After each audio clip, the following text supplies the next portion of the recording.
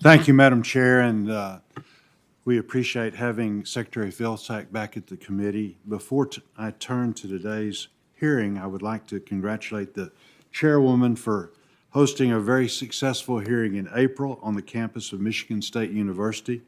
This was the kickoff to the 2023 Farm Bill process. I enjoyed learning more about the issues that are important to Michigan's agriculture producers and rural communities. I share many of the goals for our next Farm Bill that were highlighted by our witnesses. It's amazing as you get out, whether it's in Arkansas or throughout the country, farmers really do have so much in common and just share the problems that they're facing. I'm delighted that the chairwoman will be joining me in Arkansas next month for our second field hearing. The committee will formally notice the hearing later today, but I'm pleased to share with the committee that we'll be holding our next field hearing in Jonesboro, Arkansas on June 17th. I'm excited to share the views of Arkansas's hardworking farm families with the chairwoman and my colleagues on the committee. This is an unprecedented time for agriculture.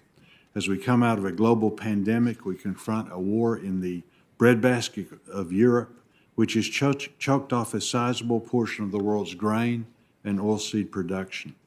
Global food insecurity has become acute. My good friend David Beasley, the head of the World Food Program, recently told me he is now faced with the decision to take food from hungry people in order to give it to starving people. While U.S. producers are willing to help fill the gap, our farmers and ranchers face declining farm incomes and steeply higher input costs. And I've got some examples of that, and we'll put those in for the record. But USDA can play a constructive role to help American farmers and ranchers meet the challenges both here and at home globally. Also, I applaud the nomination of Alexis Taylor to serve as the Undersecretary of Agriculture for Trade and Foreign Agriculture Affairs. America desperately needs some laser focus on working with our partners and competitors across the globe for the benefit of U.S. agriculture at this critical moment.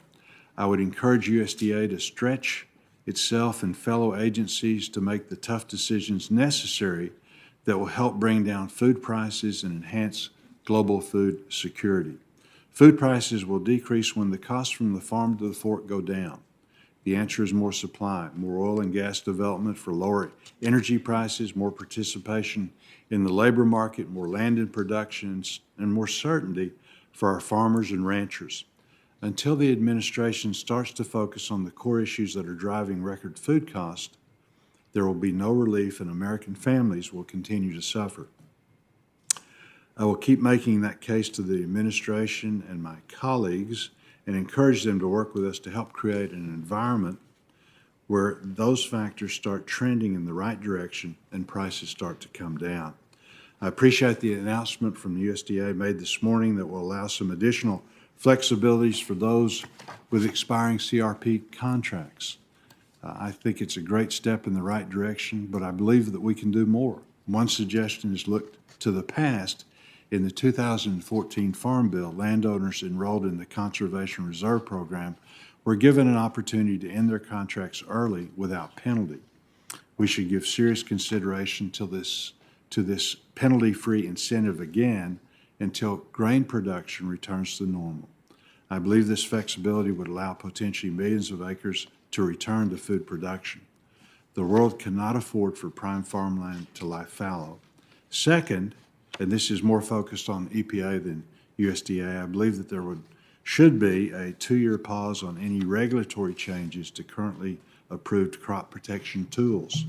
Producers need the regulatory predictability to plan for the future, and the companies that produce these inputs need the regulatory certainty to bring those tools to the market. American agriculture can meet this unprecedented moment. The federal government should ensure it's not in the way. And with that, Madam Chair, I yield back.